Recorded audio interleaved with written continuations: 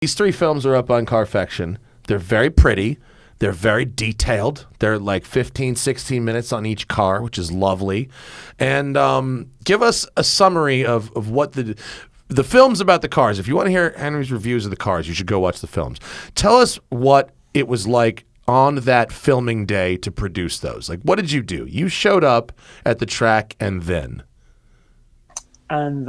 Well, we had the 3 cars there, and you wander around them for a start because it's just you can't help it. You're just sort of looking at these things and thinking. And part of me didn't believe that it was going to happen. I think until the end of the day, or until I'd driven the 3rd car, which was actually the Porsche, as it happened, it was such an extraordinary test that I couldn't believe that something wasn't going to go wrong at some point, that sort of the weather wasn't going to play ball, and we weren't going to be able to drive one of the cars. So there was this, and I suppose I put an awful lot of pressure on myself to get it right, to obviously not crash the cars and all that. Was it something that you went out, did you go try and seek out the cars and arrange it all, or was it brought to you as an opportunity? It was brought to me. So I knew James Cottingham. We sort of met and chatted in the past, and then he sent me WhatsApp randomly a few months ago now, and said, what would be the greatest group test that you could possibly imagine with 3 cars in? And I knew that they'd had the CLK GTR in, and so I sort of almost cheekily just went, well, it's going to be F1 911 GT1 CLK GTR. He went, yep, and that was it. And he said, I think we need to do this test. Do you want to film it for Carfection? And that was it. So it was one of those things. I don't know that you could have sort of really chased this test and ever made it happen. I could have spent years and years and years of my life trying to make it happen, and not make it happen. And if you tried to chase it yourself, it would be a disaster.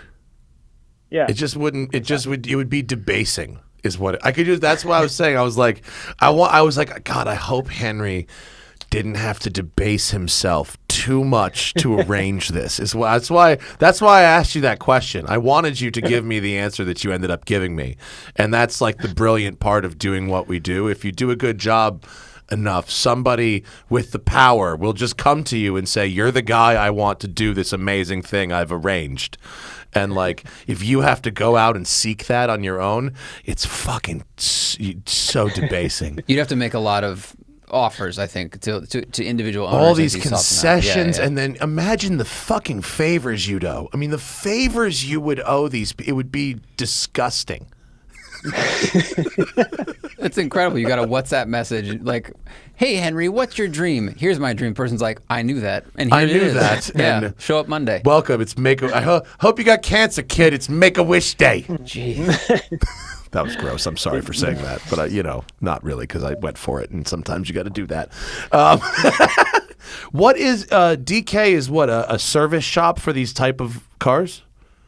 Yeah, so they've been known over the years to specialize in Ferraris, and they have become incredibly well known sort of the world over, really, for specializing in sourcing these incredibly high end, incredibly rare cars, and servicing them, delivering them, selling them.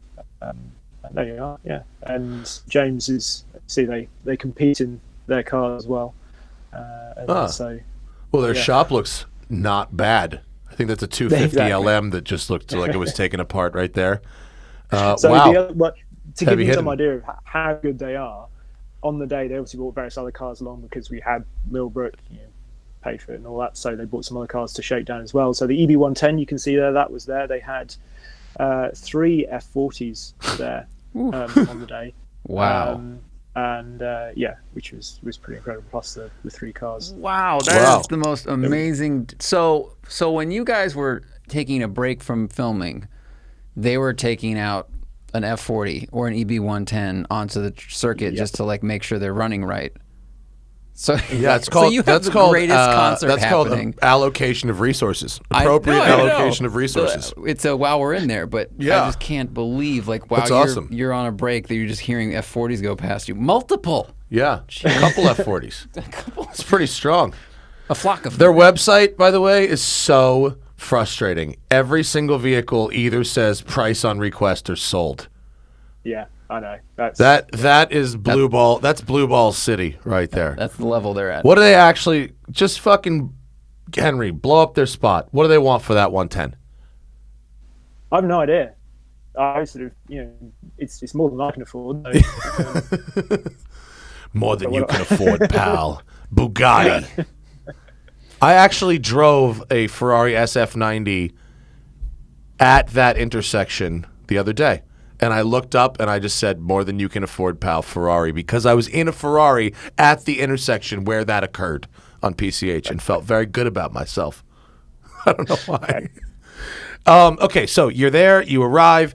DK has brought these cars. You do the standard issue, wander around, stare at stuff, and go, oh my God, look at that. Oh my God, look at that. Oh my God, look at that. Oh my God, look at that.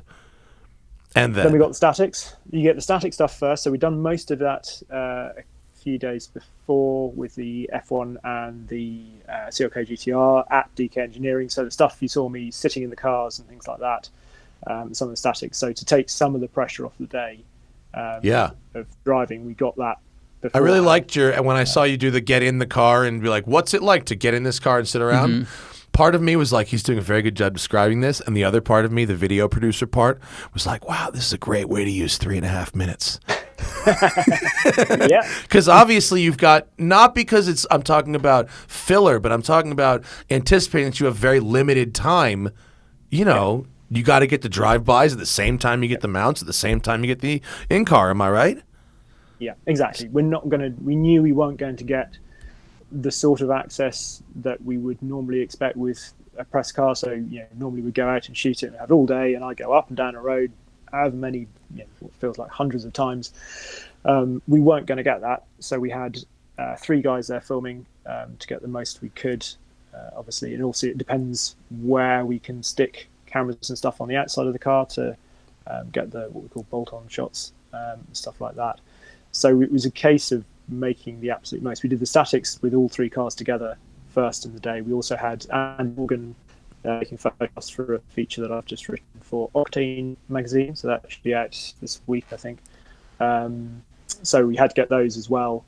So there's obviously that sort of pressure on it. So we did all the static stuff first, and then it was slight case of waiting for the weather as well. And then I saw rain on windshields. That's gotta, when you all of a sudden are seeing, you're British, you drive in the rain a lot, but it's these cars and you go, fuck me, it's raining. What am I gonna do? Stay out of boost.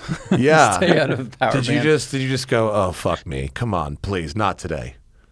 A little bit. I like driving in the rain. I'm weird like that. I love wet circuits, and I suppose it's the rally driver in me. But so I don't mind it too much. But it does up the ante a fair bit. And there was a bit actually in the film. The first lap out I went out in the F1, and it's like I say, the Alpine Hill route, it includes in the name. It's obviously a fairly undulating course, and it goes up to a big left-hand hairpin, then dives downhill to a sort of pressure that goes right at the bottom, and you sort of have to brake because then there's a not quite junction bit just after it. And I remember coming downhill and literally the first lap, braking relatively hard and just feeling as the whole thing sort of cambered around to the right, just feeling that V12 behind me start to go around and actually having to catch it, and then sort of keep going. So that was that got my attention. Quite a bit, to say, because the F1 is such a. It is. I said it in the film that you've got this monster engine that's so sharp and responsive, and then you've got the chassis that is actually quite sort of languid, I suppose, in terms of its suspension and those sort of tall sidewalls and stuff. So you have to be quite delicate with it, and you really have to think about your inputs and your combinations of steering and throttle and brake and all that sort of thing, and managing weight transfer in it. It's sort of, probably the most intimidating of the 3 to drive, I think, to that extent. Wow. Which actually is interesting, considering it was like not really the road car of it didn't seem so much as an afterthought as the other 2. Right. McLaren It F1 to me as a road car very much. What? designed very much as a road car first and foremost, and they didn't want to take it racing at all. Yeah, exactly. Whereas the other two cars went the other way around, where the road car is just this necessary side effect of wanting to build a crazy race car. That's the irony. So you think the McLaren would be the friendlier one? You think it's got this cannon lit match thing behind you, and I've heard that from other people who've driven as well, that they feel a bit soft, like softly sprung sidewall, etc. Yeah, they lean a bit. Definitely. And I've heard from a few people that the brakes suck more than you expect them to. Although, yeah, we had thankfully this one the brakes didn't really squeal very much on this one. I did drive. I've driven 3 now, which there's no sort of I kind of easy way hate to say you. that. I'm sorry. It's that sounds like I'm trying to flex or something. But anyway, second one I drove, the brakes on it squealed like anything, and that on video is, as you can imagine, quite annoying because there's nothing you can do, and particularly on a really tight hairpin road, you are just braking all the time. Yeah. You've got You got to put like a lower third that's just like, I'm sorry, it's not me. What do you? It sucks. But the other thing that's great about that circuit with those cars is no 3-point turns.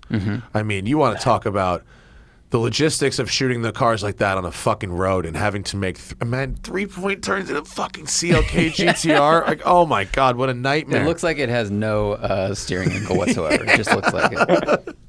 it's got no steering. It's got really tall first gear, obviously, as well, because it's designed for Le Mans. So by the time you're off the clutch, you're doing like 30 miles an hour in first. And then and reverse itself, I didn't actually show this in the film, but the sort of the little silver cue ball down on the transmission tunnel next to you, that's how you get reverse. But I saw other people trying to get, and it sort of almost takes 2 hands to kind of sort of lift it up every time you want to do it, and of course you've got to make sure it's what do you actually do with it? It's an up? Yeah, it's kind of an up motion. So yeah, it's weird. It's don't understand at all. It does seem like, that car is a mixture of incredibly beautiful and incredibly ungainly. It manages to work. It's like, you know what I mean? It looks cool, but also a bit weird. Yeah, that dashboard is just wonky as hell. It is so bizarre. It's and stuff like the steering wheel, which was apparently actually it's not just straight off a road car. It was made purposely for that car, but just a shrunken version of what you would find, obviously, in a mid-late 90s Mercedes saloon car or something. And it has an airbag, right? Yeah. It's a removable steering wheel. A removable steering wheel with an airbag. Has that ever happened on any other car? I don't think so. I feel like more track cars would have it. Henry, have you ever heard of another car that has a removable airbag steering wheel? I don't think so. No, because most of the removable steering wheels that I've used have always been sort of Cations or Atos or something like that. What do you think it costs to fucking homologate for 30 cars a removable airbag steering wheel? Like, that's a crazy. And I didn't realize, which I learned from your film, that Mercedes bought, cut up, and reverse engineered a McLaren F1 to develop the GTR. Whoa. That is crazy. I mean, not as expensive then as it is now. I mean, true. Good point. Yeah. In period, Back it was then. an $800,000 car, or 800,000 pounds, right? I think. Yeah. So it would have been, because the prices have, even since the first time I ever drove an F1, which I think we insured for 5 million at the time, and that was probably 10 years ago. And it's probably 20 million now or something like that. I don't know what it was insured for. When you drive the CLK, can you feel that the F1, that bits that they kind of stole from it or borrowed, and then can you see where they went a different direction? I mean, obviously the seating is different. There's 2 instead of 3, but are there things you look at and you go, they got this idea from McLaren? Oh, no, to be honest, in a way, not. I think it was because it feels, the CLK really feels the most modern and quite a leap on, and it's still so track biased as opposed to the F1. It would be interesting. I've never driven an F1 GTR or LM. So perhaps that would be different. Perhaps you would feel more similarities in that respect. But the Merc just feels so wide and stays so flat when it corners, and you feel all that sort of stiffness in the tub. And so yeah, they feel very different. All three cars feel very different actually. The GT1 and the GTR probably feel the most similar, but again, you can feel the extra sort of rigidity in the carbon aluminium honeycomb tub of the Mercedes. So those cars are basically 25 years old now, ish. Average. Yes. Average 25 years old, give or take. Enough that I can feel comfortable saying that. What would you say, because you drive even more than we do, what would you say you had to spend, go get in today's, consumer grade supercar market to get that level of performance? Well, that's a very interesting point, because when I turned up at that test, I had in a Ferrari Roma that week, which I fast drove car the following day. And exactly, yeah. And it occurred to me that actually that has probably as much, if not more, performance as the CLK GTR, because the Ferrari has 611 brake horsepower, I think, nominally the CLK GTR has 604 brake horsepower, and CLK GTR weighs 1440 kilos. The Ferrari fine is going to be a bit more, but what I'm saying is obviously you've got the baby Ferrari now, which probably has more performance than that CLK GTR, which is just extraordinary.